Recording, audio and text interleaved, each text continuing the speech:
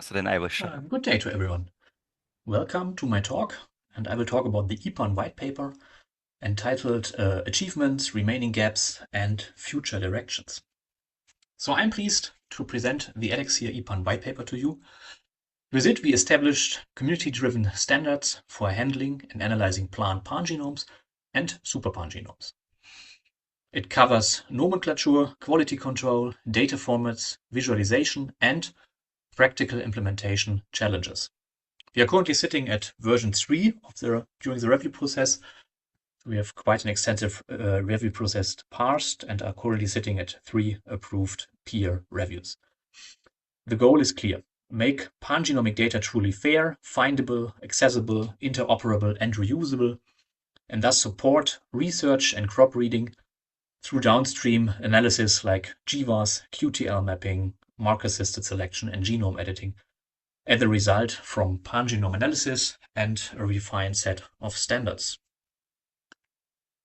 First, why do we need these standards? Plant pangenomes aggregate both core genomic elements shared across all individuals and accessory elements that are variable or unique to subsets of accessions. This gives us unprecedented resolution for studying disease resistance, environmental adaptation, and also domestication. Then there are superpangenomes, which cross the species boundaries and take this further by spanning multiple species within a clade or genus, providing evolutionary context for gene family dynamics and speciation events. Still, persistent barriers exist, so the field has developed ad hoc naming conventions.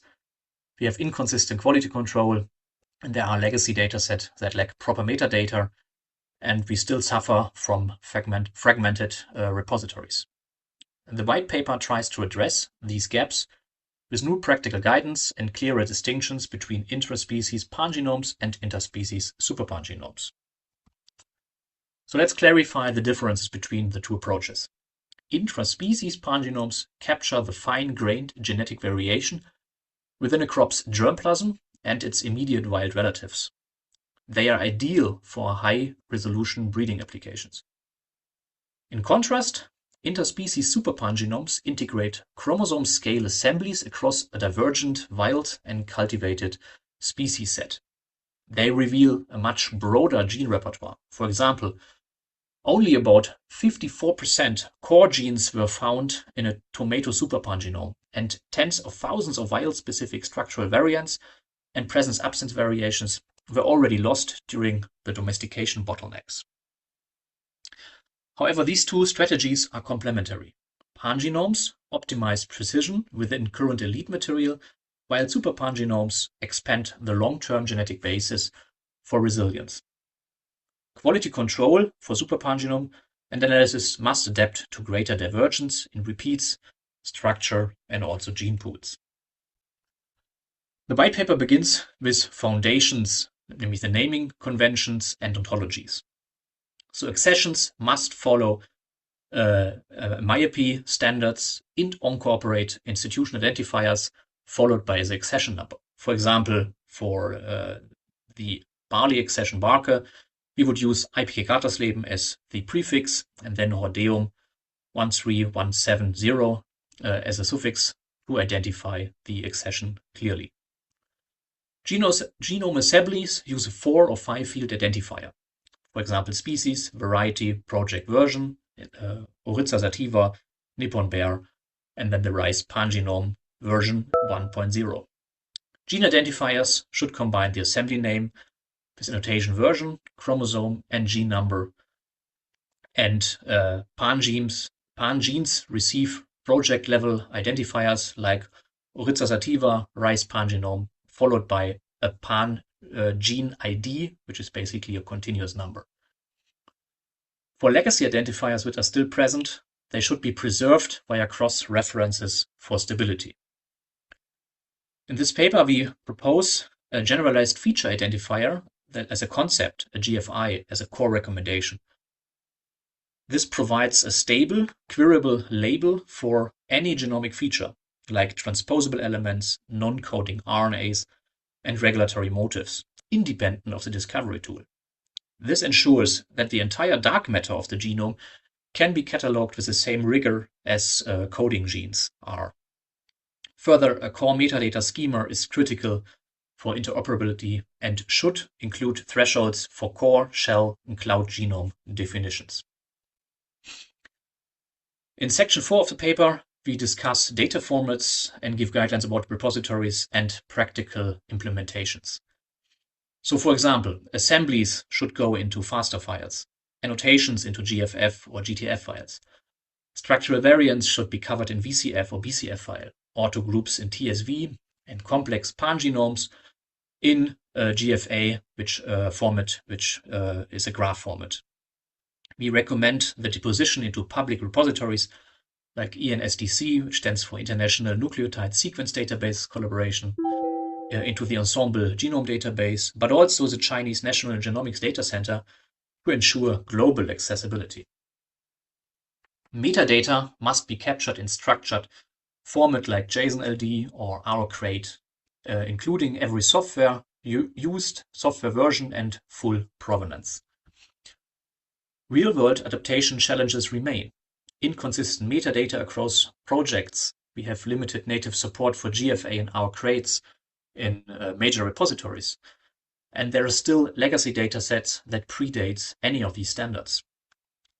So we recommend a pragmatic mitigation strategy.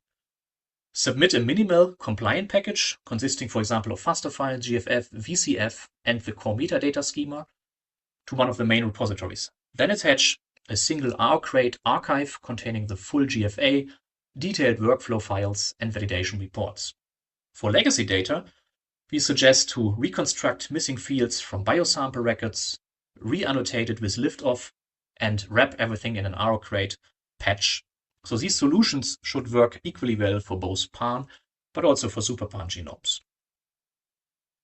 The heart of the white paper is our figure 1, where we show a PAN genome analysis workflow. It breaks the process into clear stages. In section A, we discuss and present sequencing and assembly quality control. In section B, the annotation quality control. In C, pangenome-specific quality controls. And in D through F, we deal with visualization analysis tools, visualization in web portals, and tools like Netminer to construct knowledge graphs. Let's start with the quality control standards. So quality control is non-negotiable, and the white paper provides explicit, actionable guidance with a specific toolset. For sequencing and assembly, we recommend tools like FastQC or GenomeScope for k-mer composition and jellyfish. For individual assembly, contingency, completeness, and consensus accuracy, tools like QUAST for diploids or CRAC for polyploids. Mercury for haplotype resolution, and long-terminal repeat assembly index for quality control in repeat in vitro transposons and telomere identification with tools like TiDK. Annotation quality control uses tools like Breaker3, Maker2, Elixa, and Parser to generate an annotation, and then from one annotation of one genome to the other, use tools like Liftoff. Validate everything with multi-tissue RNA-seq, and then use benchmark tools like Busco for annotation completeness assessment, for gene family classification, Mercator4, structural annotation validation with pSauron, and contamination detection with OMARC. Don't worry about all these tool names. My colleagues in subsequent talks will elaborate more on those tools.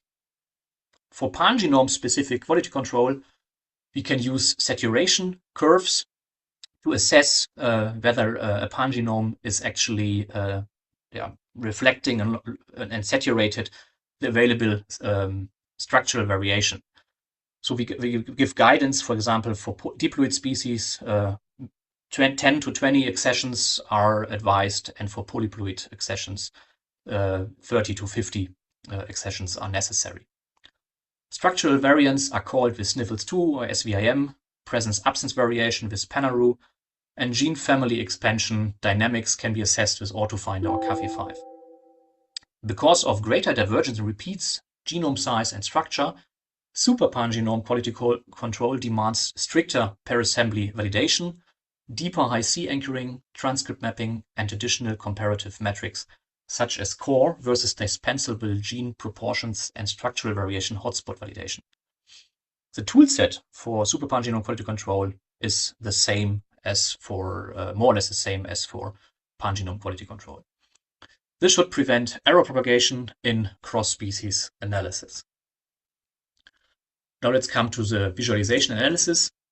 Here we provide several approaches. So we distinguish between two linear-based methods. One is a sequence-based linear method, where genomes are aligned to a reference, and then SNPs are called, and indels are determined with tools like GATK or Freebase, visualized by JBrowse2 or IGV. Gene-based linear methods use AutoFinder or Ensemble Compara to identify core and accessory genes with presence-absence variation relationships displayed in Netminer knowledge graphs. Then we have graph-based approaches using tools like VGToolkit, PGGB, PanTools, or WFMesh, and where we integrate sequence level and structural variation in a single unbiased framework. Which you can see on the figure D, their structural variation is depicted in the graph format, and you can clearly assess which genome carries a certain structural variation. They are particularly powerful for complex or polyploid plant genomes. Pre-rendered web portals provide searchable tracks and summary plots for community access, like databases like PanBardex. Further, tools like Netminer also serve as an integrative layer, linking pangenomic data with tools like GWAS, QTL, expression profiles, and literature to support AI-assisted candidate gene prioritization. All this knowledge was derived from real-world case studies, and in the white paper we discuss real-world impact on 4 case studies example.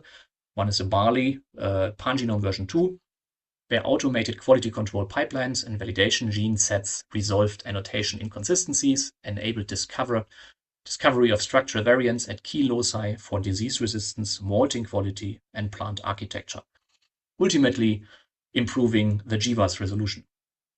In Rice, pangenome uses standardized quality control, which revealed phenotype-associated structural variants. For example, they found a 987 base pair long-terminal repeat insertion, which was prior undetectable and invisible to SNP-only analysis. The tomato presented a graph-based pangenome, and there they found that the pangenome captured 24% more missing heritability for expression and metabolite traits and identified causal structural variants for soluble solid content, directly enabling marker-assisted selection and genome editing. Also, pangenome construction in Arabidopsis, they used tools like liftoff and standardized naming to achieve cross-accession consistency. A single reference genome captured only the core genome with up to 24,000 genes. However, the total pangenome consists of up to 30,000 genes. When contrasted with superpangenomes, such as an example with a tomato superpangenome, we can see how superpangenomes unlock wild-specific alleles. In this example, they found a wild tomato gene which, overexpressed in an elite background, increased tomato fruit yield by up to 60%. So intraspecies pangenomes refine the current breeding material, while superpangenomes expand the genetic base. Together, they accelerate both precision improvement and long-term innovation. That brings me already to the summary and some key takeaways. So we suggest to adopt standards like MyAPI and use published naming conventions, implement a generalized feature identifier for non-genic elements, and use full metadata ideally captured in our crate. One should apply tiered quality control with explicit saturation analysis and conflict resolution strategies.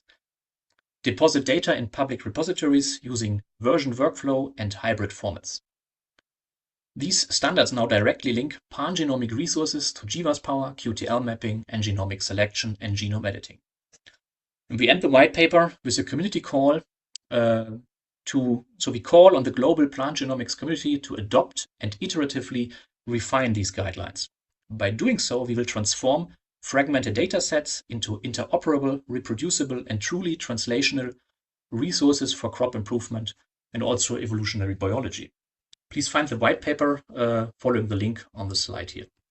And I will end my talk by thanking and acknowledging all my co-authors and their respective Elixir notes and you for your attention.